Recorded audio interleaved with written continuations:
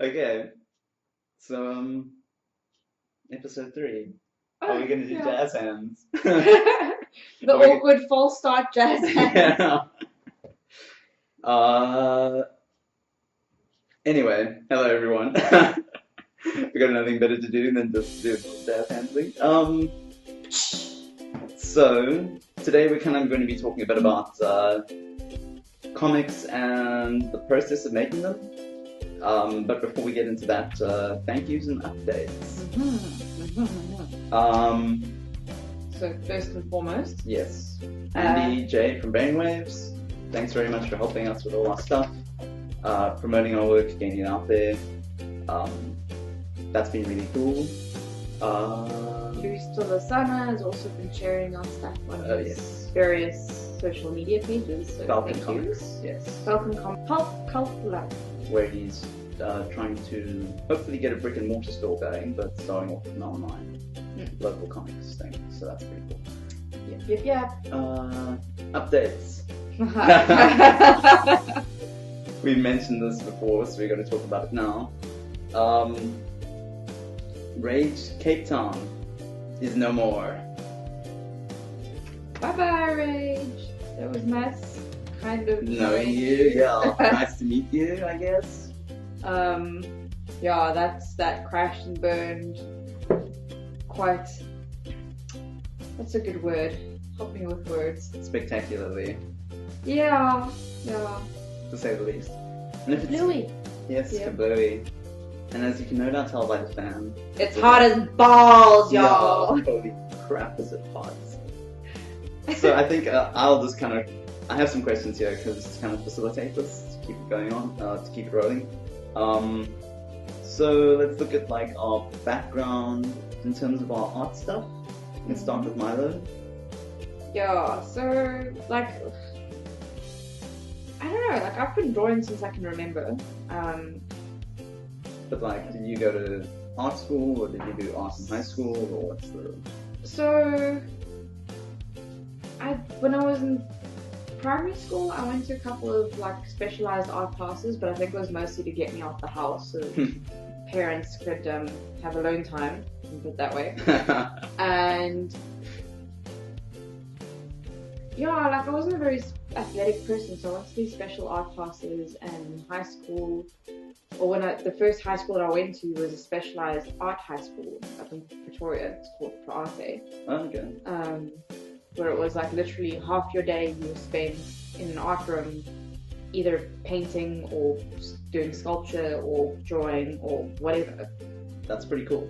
So that was like my first like really big level up with the art, because like, you know, everyone was like, oh, very talented, and got there and had this military style art teacher, which was quite unique considering I've never met another art teacher like this dude, who was just like, your work sucks! Yeah. Draw better! Make shading! He's like, fuck, okay. Make shame. Shading. Like, you know, I had like one value of shadow, so there was no like gradient. Like at the time, I didn't go from dark to light, so it was like Everything's line, dark.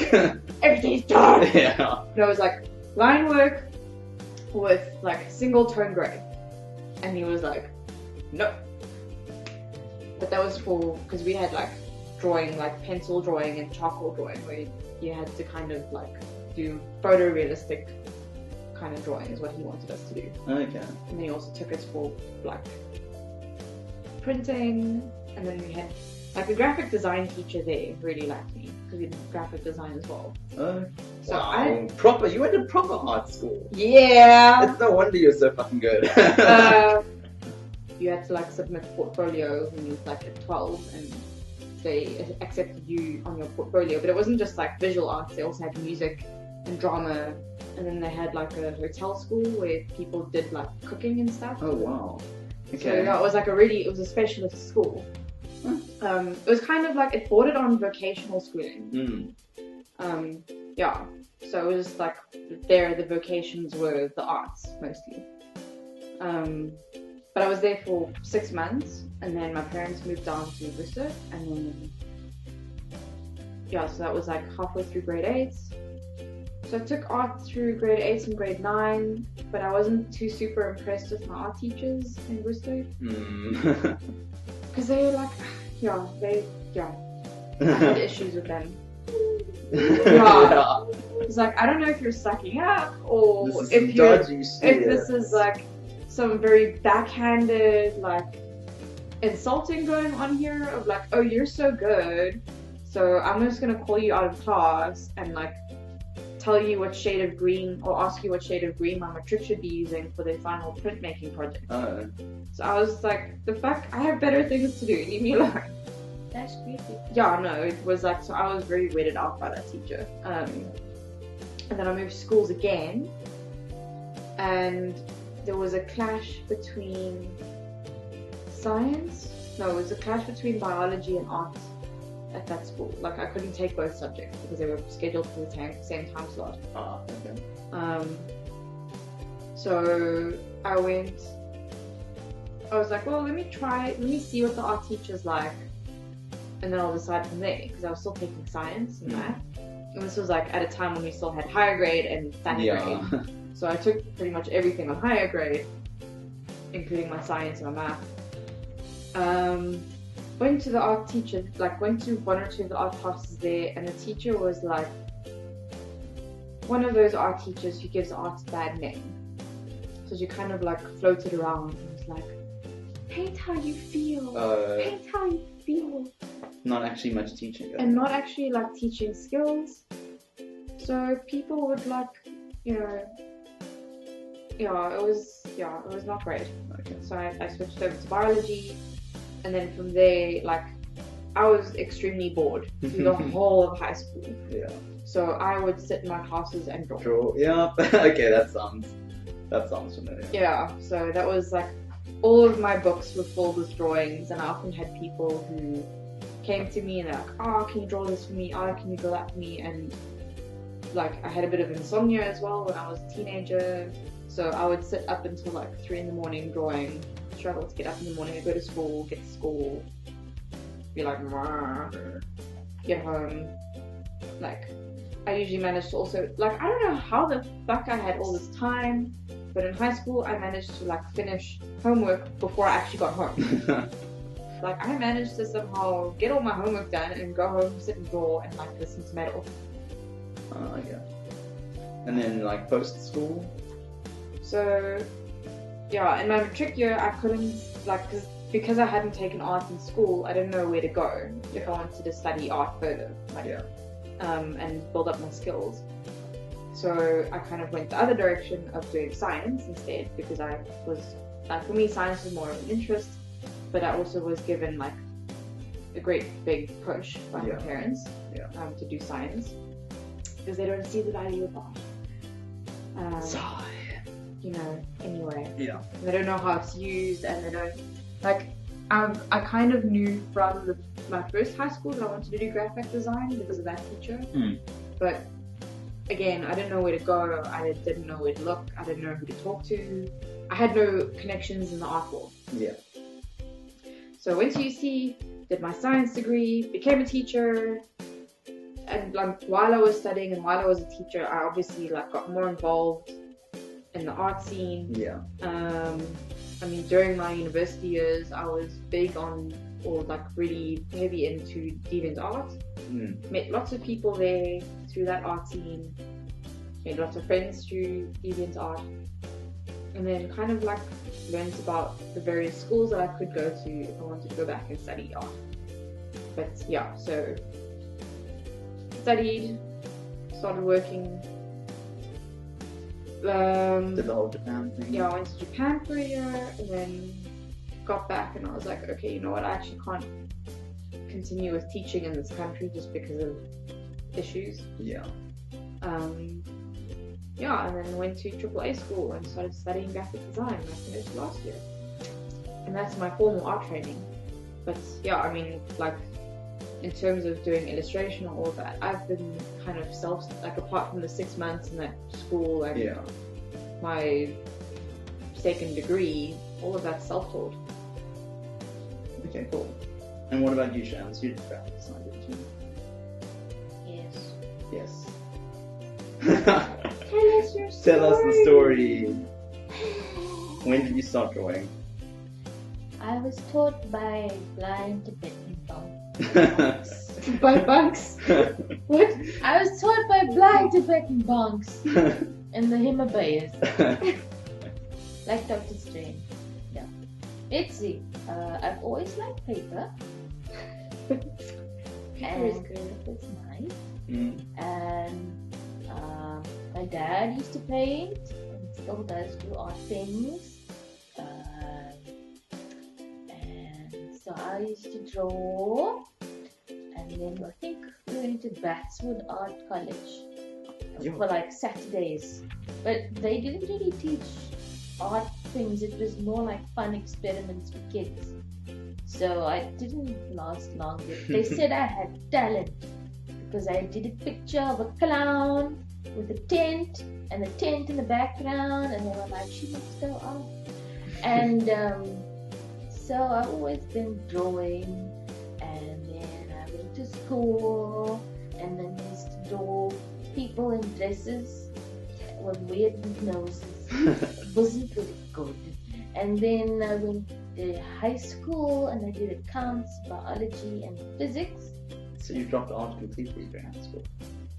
Well, art was like, I never actually took art. Art you just did it as... No, art, because in primary school, art was like a lesson everybody did, Yeah. and the only lesson I got from him was no white space, no white space. Bad lesson, because you just want to fill all the space, and white space is actually nice space. But anyway, it was in the So then I went to high school, and then I did accounts and physics and bio. But I used to draw in all my books. I sense There's a common trend. Yeah. To draw all our books. And then, but I never used to want to erase stuff because I thought if I erase it, I'm just going to mess it up. And then my friend Chinja helped me with that. She's like, no, you must erase. And so I erased and I focused a bit. And I only used to draw heads because bodies were difficult, Bodies are still difficult, They are. And then, well, you see, the story is like this. I wanted to be a rock star. True story. But then, like, people weren't so keen on the singing, and I didn't, and America's Got Talent wasn't invented yet, so, what could I do? So I'm like, well, look, the rock star thing, and music, because I was big into music. Like, oh my god, music is like the thing. So then I'm like, okay, fine, can't exactly do the rock star thing. What I'm gonna do is I'm going to go and make CD covers and t-shirts and stuff for musicians, and in this way I will get into the music industry. This is a true story. This goes to show how stupid high school people are. So then I did very well at high school academically, and then decided to only apply at one place for one thing, which was really stupid, and that was graphic design at Cape Tech, because homie was going to be a CD cover designer and t-shirt designer in the music world. Huh? In typography? Yeah, I used to do typography in high school. I thought I was going to be a typographer also. Well, I also thought I was going to be an Egyptologist, but then you think that. So then I got in for graphic design using the power of the force and just a portfolio and a D in high-grade English was all you needed. And I did graphic design, and in the first 2 weeks I was like, oh dearie me, mistake. Oh, This is not for me. I'm sensing a trend here. There was all these people, and I wasn't that great, and but then my parents were like, no, just finish, and then you can do something afterwards.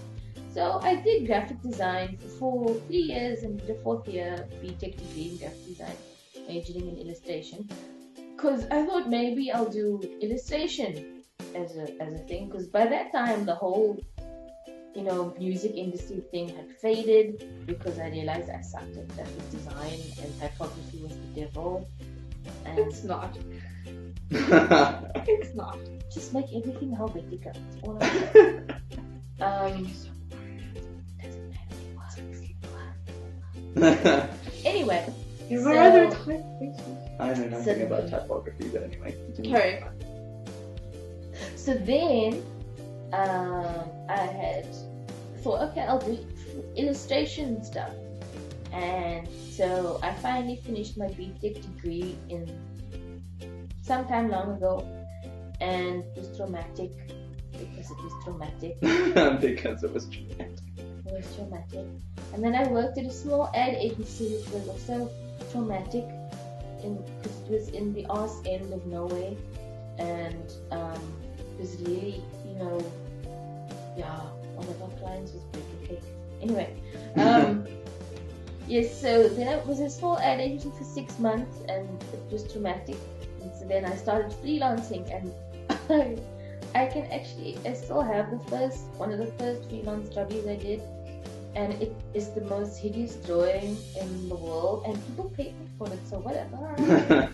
It's all about the money. So I tried freelancing because I was living at home with my folkies, so I could still freelance, and then I did some work, but then I had to go back to full-time work, and then I went to a children's publisher, and I did illustration and design there, and I also freelanced, and then I I had applied to Stryker for quite a few things, and so I ended up being eventually, because the children's publisher was traumatic, and then I ended up going to work at Stryker as a digital finishing artist for 4.5 years, by which time it had become traumatic.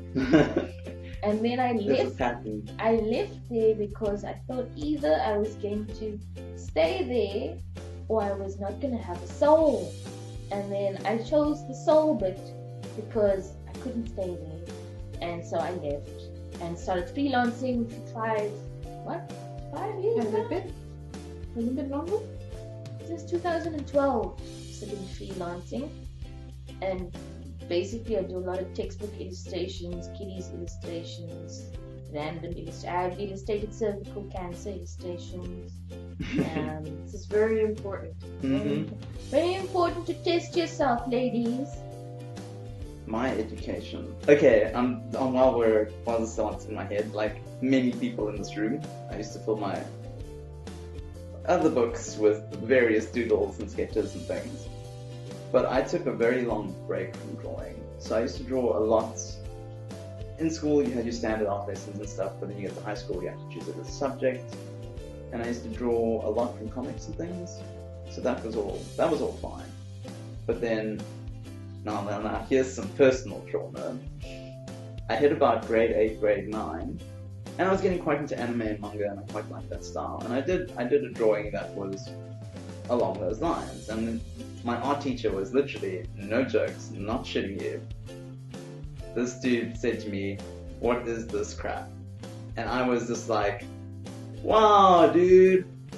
Like looking back, I'm like, "Holy shit! Who says that to A lot of art teachers actually. There was a thing. Yeah. Yo, if I were to meet my former art teacher now, I'd be like, dude, I should slap you across your face, basically." But anyway, that kind of killed drawing for me for a long time. I still stuck with art, but thankfully, this was around the time 3D modeling was becoming a thing, so computers were being introduced more into the art world. And I was like, well, I don't want to do biology or science. I just didn't really enjoy them, and I was very lazy. So I ended up doing 3D modeling and stuff, and thankfully my art teacher loved that.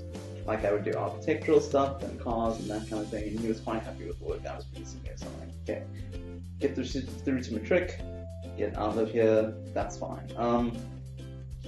Then in terms of the drawing stuff, I didn't draw until my honors year again, which was because my honors was taking less time than I thought it would. And so I had some free time, and I'd be on campus and be like, what can I do? So I went to the library and I started looking at art drawing books. And I was like, I should try and pick this up again. Then I started picking up my art stuff again, and I've just been very much like a hobbyist for the rest of the time. For me, in terms of the art stuff, or the creative side of things, I'm much stronger in terms of my writing. And that's something I've consistently kept up with. I've always written a lot. The story that always sticks in my head was something I wrote in grade 5, standard 3, which was the story about a young boy who had split personalities.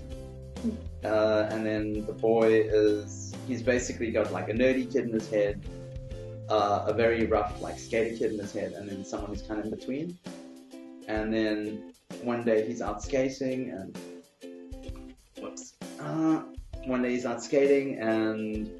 he falls and hurts himself quite badly. But then when he wakes, the story ends at this point. When he wakes up again, one of the personalities has died. Like, so he's fine, but now he's so used to having these 3, like they're basically buddies in a weird way, and now one of them's just gone.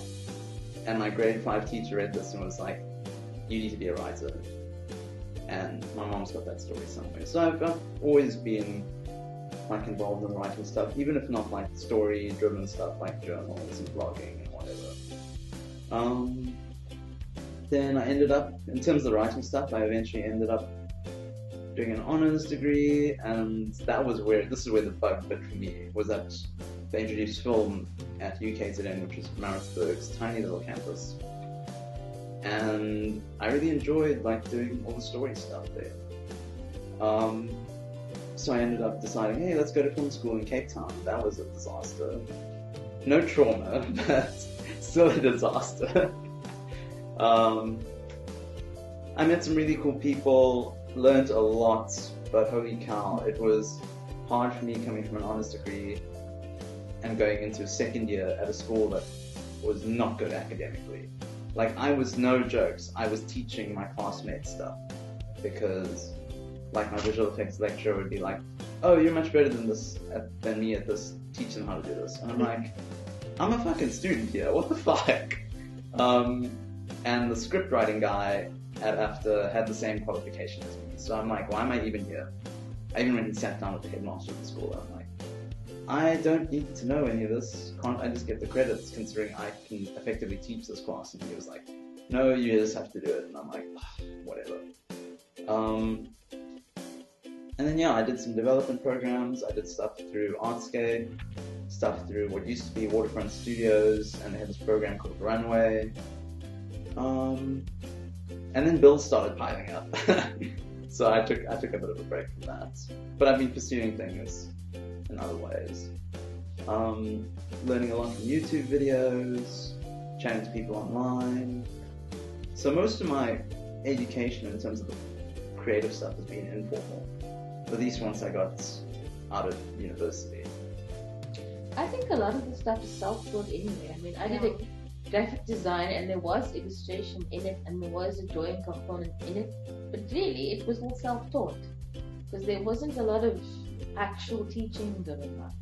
Well, I mean, with the graphic design stuff at my school, at least the briefs came from the lecturers, and that kind of facilitated or got you into like teaching yourself certain skills based on the briefs that they gave you. So they did kind of guide you in terms of like which skills to pick up and self-study.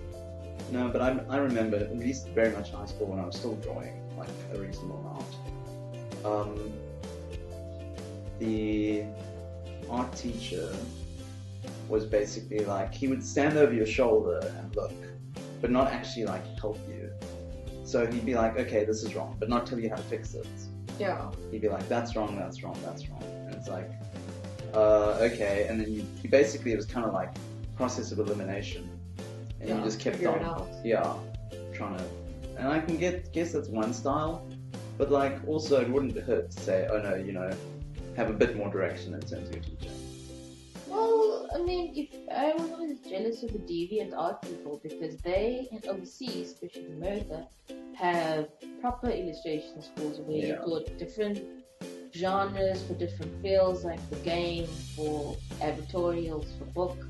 You taught backgrounds, perspective, color theory, in depth, as opposed to what you read up on or what you glean here and there. I don't know if South Africa has something that teaches it as in depth and thoroughly as No. Well, that's the issue, is that here art is like, which is, you know, and like the teacher that was at my school in grade 10, it was like, draw how you feel. And that's kind of that's how people in this country treat art. Whereas if you go to somewhere like France, it's very skills based. It's very like, there's method to it. Artist's way. Artist's way, that one, which does give you drawing exercises that you can follow, and it's like, they're very basic, but there are skills drawing exercises that anyone can do, and anyone can learn how to draw if you practice enough. So, you know, there's that kind of approach of like, there are certain aspects of art that can be taught, like the skills can be taught. Creative thinking can be taught. How you apply it is up to you, which is kind of where someone with talent might stand out from someone who has to like really work at their skill.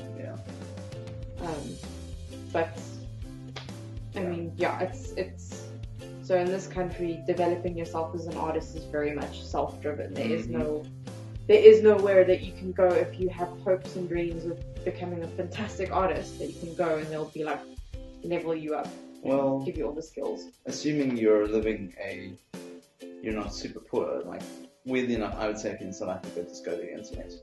Like, go to YouTube, buy books. I mean, like, as in no formal But school that you can go to, like in the US or like in France. Yeah, there's no UCLA or equivalent of that here. Yeah, so, I mean, for us, still, it's very much like self-taught, internet, that kind of thing. What got you into making comics? It was all Nazar's fault. I thought you said in the last one is by accident. You made speech bubbles and then comics just happened. So I was with there's this thing called Free Comics Per Day that Leaders Den used to have at Stadium in Maine back in the day. And I was there with somebody, and they had a comic, and I didn't have a comic, but I brought my portfolio, and I was like, oh my god, this is so cool. And it was a nice community, and full of geeks, and people were dressed up, and there was a buzz, and everyone was like, wow, your art's so cool. And I'm like, oh my god, I want to display my stuff here and my illustrations and ba-doo. So then I go to the Leaders Den dude, and I'm like, dude, I want to store. And then he's like, dude. And then he's like, fine, you need to make a comic. And I'm like, what? He's like, yes, you need to make a comic. I'm like, no. He's like, yes.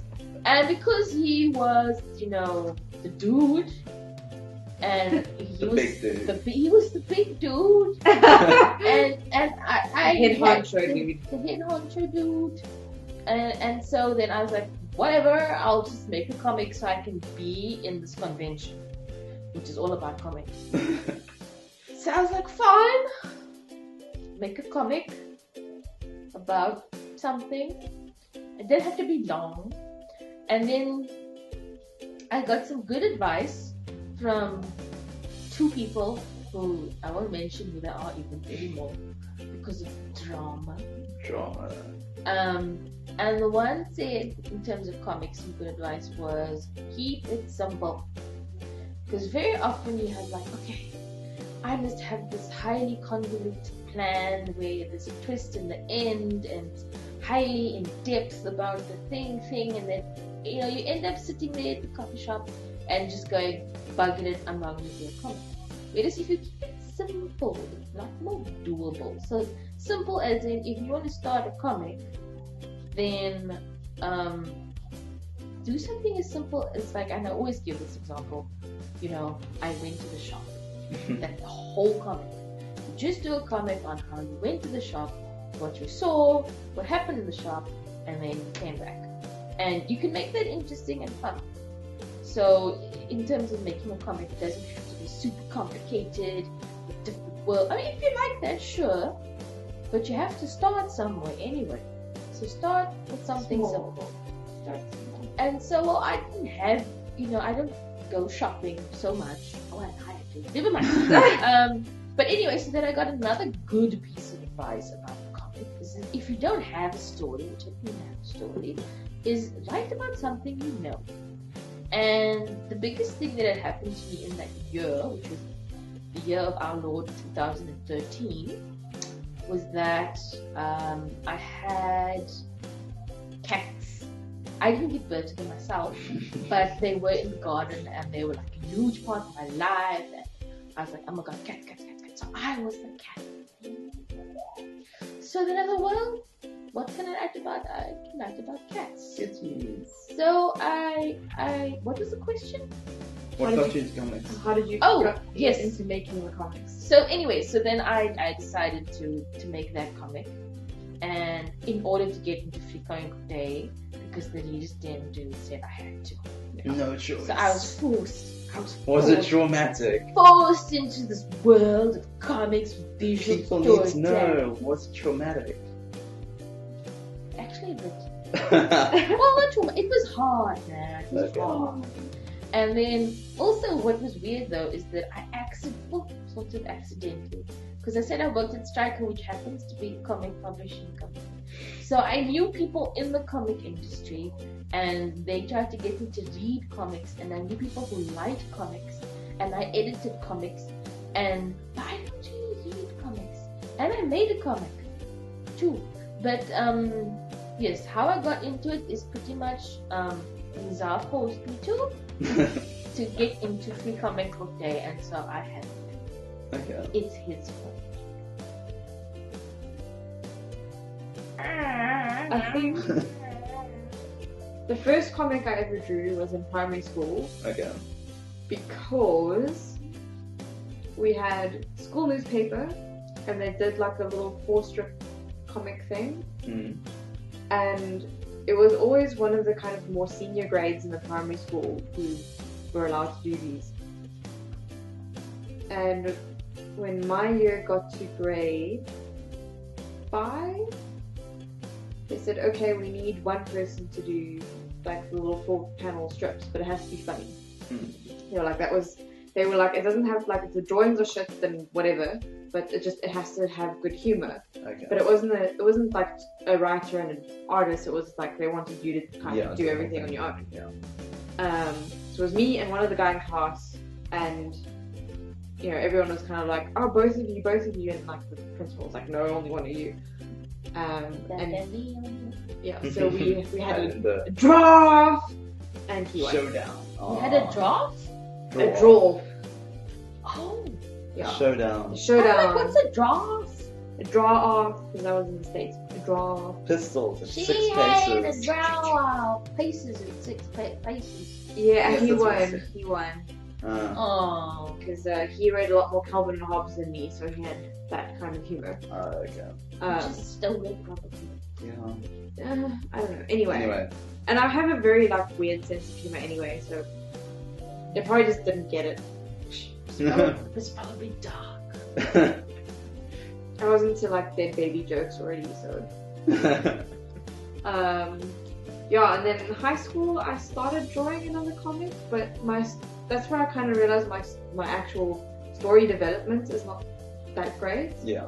Because people like read it and they were like, oh, the art's really cool, but what the fuck is going on? Like story-wise, like where is this going? And I was like, I don't actually know.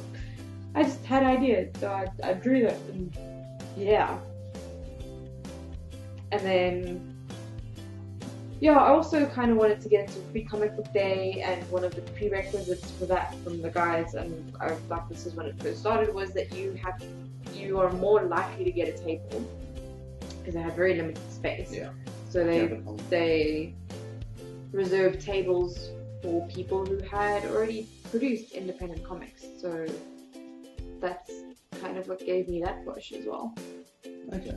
Blame the guys who did this dead. Well, mine, because before Milo and I started working together on comics, I did a lot of I like to call them talking head pieces, because that's essentially what they are. It's just like funny thoughts or funny ideas that I had in my head. I do them in I originally planned to try and keep it to a 4-panel type thing, but they often gained a life of their own. So the art wasn't really the main focus, it was usually the writing. But what got me into it, I just, like, again, like I used to do a lot of writing and journal type stuff and blogging and whatever. I thought it'd be quite cool to do a comic. So I did that for like 2 months.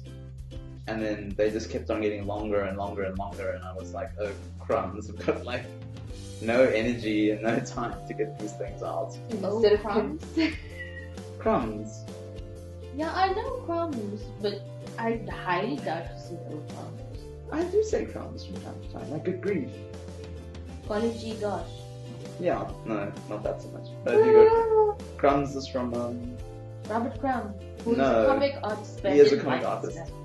but he's weird, very weird. Anyway, so yeah, like basically, I think a big motivation for me was actually getting out of the film industry, because what I did also start doing was just like when I was in film school for that 1 year, I did like very rough storyboards for people, but everyone complimented me on the fact it's like, dude, these may be like basically like stickmen, but we follow the story and we get the pacing exactly. I had people like ditching their artists who were assigned to them for their projects and being like, hey dude, can you fix this up for me? And I'd be like, okay, well, you don't need to change that much, just like do this and this and this. And they're like, okay, thanks. So I don't think I was very popular with some people in that regard. But No, you definitely mowed over some egos there. yeah. But I was very good friends with someone back at film school, and even when I bailed, he'd come to me in the last semester when I wasn't officially at film school anymore. He came to me and he's like, hey, I'm doing this project. You're the only one I know who can imagine the stuff the way I do. Can you do it? And like I said, the drawings are crap. Like there's circles and squares and whatever. But the point is, I get the perspective right and the shots, and I can do expressions and stuff reasonably well. And I think it fed onto that actually, because storyboarding, comic narrative telling is quite similar. Storyboarding is more like you have to look more frames, but yeah, The visual aspect is still the same. yeah, It's a running theme through graphic design, storyboarding, creative stuff. Is that it's all nice and creative and yada yada yada, but at the end of the day, it is generally about communicating. yeah. Whether you're communicating a story, or if you're communicating a feeling, or you're communicating whatever, essentially you want the person to understand what you're trying to say with a picture. What comics have you guys? You guys basically talked about. Well, I know Shamima has. We'll start with Milo. What comics have you worked on and published so far?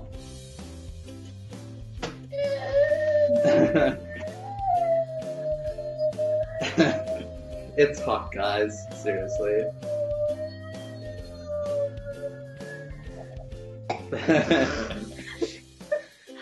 So this is my first comic that Ro and I worked on together. It's kind of grim. Ah! Sorry, what was the question? What comics have you created? Just that so far, okay. This all finished. Finished. Like I said, I did comics in school, but I never, like, I didn't go anywhere. Yeah. So this is my first, like, finished short story Okay. comic. And then Shamima, Cat Lady 1 and 2 so far. And maybe a third one. Why ask me if you're just gonna answer What for me? you mentioned. I was gonna show the And it's thing. under can the show them. microphone. It's under the Well, microphone. just pick it up then. You've already told people. So I Wait, was- what sound effect do you want? Meow, meow, meow, meow, meow, meow, meow. The cat lady. See? And then after trauma, and life goes on. So I've done 2 books, and I was supposed to do a third, which I did kind of scamp out. It's but on its way. It's on its way. If I can overcome all the trauma in between and find within myself the thing to make it. I guess I'm with Milo on Grimm, so I do have my Geek comics on the blog, but I mean, like I said, I only did like 6 of those before I ran out of juice. So How is your comic with Kingsley. Kingsley. coming on? You've got another one coming. You've got another one in the works. Yeah. So He's do got I. a bun in the oven, folks. So- Kingsley, how's that coming along? It's like, oh yes, actually I do have my second one that's coming out for FanCon, so Yeah. I do have I also have a bun in the oven. Yes, a mutual bun in the oven. You started it! Who's the daddy? Technically, we are. What did you clone something? No, for Scarlet. What are we? Scarlet? Yeah, we're calling For it play. Yes. What? Don't worry, you'll see when You'll it comes see out. it. The comic she's been working on. I thought it was Grim too. No. It's in the same series, Yeah. but it's a different character and a different Yeah. story. You did it yourself. Series of short stories, that's what Yeah. Rowan and I are working on. Yeah. Talk us through your process, Sham. How did you make Cat Lady 1? Well, after I was forced by the GSD and guys to make a comic, thanks a lot. I was For all the like, trauma. yeah. I was like, well, what do I write about? And then I found, oh, okay. You know, if the thing was, if you don't have a story, write about something you know. I was like, what do I know? And I know a few things, but at that particular time, I was knowing a lot about cats. I'm like, okay, I will write about my cats. And then I was like, right, what about my cats? A good idea, actually, was the oh, coming up with ideas. Oh. Just a good idea is to also limit your number of, well, not for a start, right? You starting a comic is a bit like if you haven't done one, it's like, well, okay, what do I do? So I would say give yourself an idea of how long you want the comic to be, because otherwise what happens with some people is they write the comic for years and years and years and they never publish it. The other thing is, like, what's nice about Free Comic Book Day is it gives you a deadline to work towards. Because with making a comic, you also want to sell the comic stuff. I keep on forgetting what I'm saying. Coming up with an idea where you inspiration is everywhere, people. Comics can be about really simple things, and it also helps. Your inspiration, Cat Lady. My cats. Yeah, No, it's so really you that kind of- simple. you kind of It's spoke- not I just felt like talking more. Never It mind. doesn't have to be complicated. It can be something as simple as, like you say, going to the shops or your kitties. Yeah. It came from the cat. So there we go. Cat Lady came from the cat. And where did you come And up? the fact that it's cats, really. There we go. You still are Cat Lady. And Milo, your characters, are you? Because So- those are like the influences. Yeah, so I got back from Japan and my old, UCT had an anime convention and I didn't know what to make at the time. So I did some character designs and I made merchandise with these character designs and they were based on kind of mythical beings, if I can put it that way. So some of them were Western, some of them were Japanese. And it was like, characters from folk stories, but I kind of moderned them up a little bit. And while I was sitting there, people were really interested and they really liked the character designs and people were like, oh, do you have a comic on it? So I was like, yeah.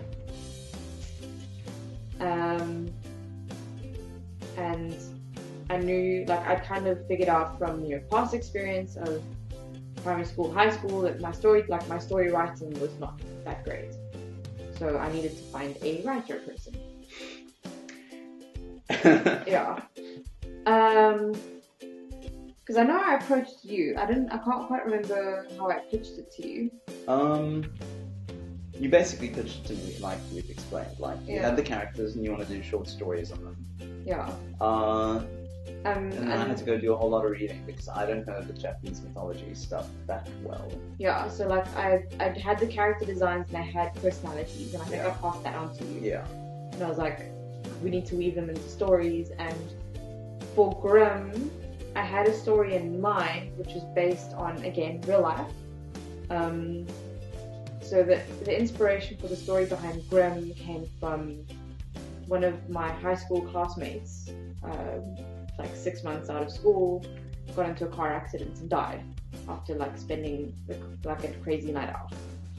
Other stories we're still kind of working on, and it's very much based on the original personality traits for each of the characters that I'd already done the designs for. But yeah, so that's a very kind of backwards way. Oh, it's a different way of working. It's not necessarily backwards, but it's just a different process of getting to the finished product. See, unlike the Buddhist monks that taught me, I don't think there is a way. No, there isn't a way, a correct way or a wrong way, there are just ways. Okay, well, like for me, like I said, I did kind of like the talking head stuff for a while. I'm always a big fan in like drawing on from what I read or what I like. So most of my scripts have been like, in terms of the talking head stuff, like often like I actually like what's your name here, like draw on weird stuff that's happened in life. So like I have a script for a comic. Because I ran out of juice and I just didn't finish the series. Like I have this one story that's kind of embarrassing but really funny at the same time. I picked up some kind of like bladder infection or something, so I had to go to the doctor to get a pee test done. They needed to figure out what was wrong with me. So I go to the doctor, and naturally I've been to the toilet that morning, and they're like, no, we need you to pee so we can test your pee. And I'm like, okay, let's see if we can make this happen. So I go and I get one Coke. I start drinking some water. Half an hour later, still nothing's happening. So I go get another Coke, drink like another bottle of water. So at this point I'm drinking 2 Cokes and a liter of water. Still nothing going. So I'm like, go to them and I'm like, hey, this is not working out. Can you guys give me a little pee cup or whatever? And they're like, okay, cool. And I leave, and I'm waiting at the train station, and I kid you not. Now, anyone who takes the train to Cape Town knows the trains are a fuck up. So if a train's coming, you generally need to get on it. Yeah. So as the train's pulling in, I all of a sudden really need to pee. And I was just like, oh dear God, like why now of all times? Because you can't even get off, like anyone who knows the Cape Town train system also, like the toilets are disgusting. Yeah. Oh, most public toilets are, but yeah. But I also draw a lot of inspiration on silly things that have happened to me or other people. But I'm very careful when I take stories from other people that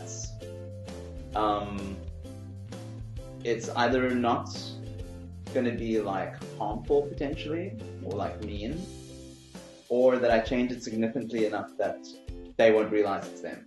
So for example, a friend told me a story about how she was in the computer labs one day and she thought she was alone, so she let out a humongous fart and then there was this cough from like 3 rows back. And she was obviously super embarrassed about it. But I thought, that's a great little comic, and she's obviously not going to be like offended by it. So I turned it into a little comic and she laughed at it. So, like, I'll draw on that kind of stuff in terms of influence. Like, unless I'm aware that it might hurt someone's feelings, then I don't. But I get my information from strange places.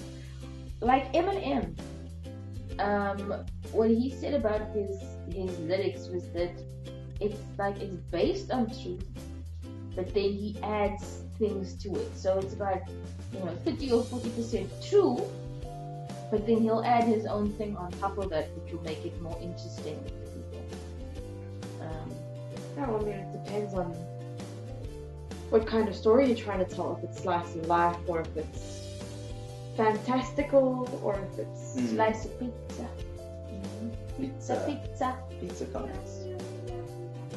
On that note, obviously, because this is going to do the magic of editing. Yeah. But she's going to cut it out because she only wants serious stuff. And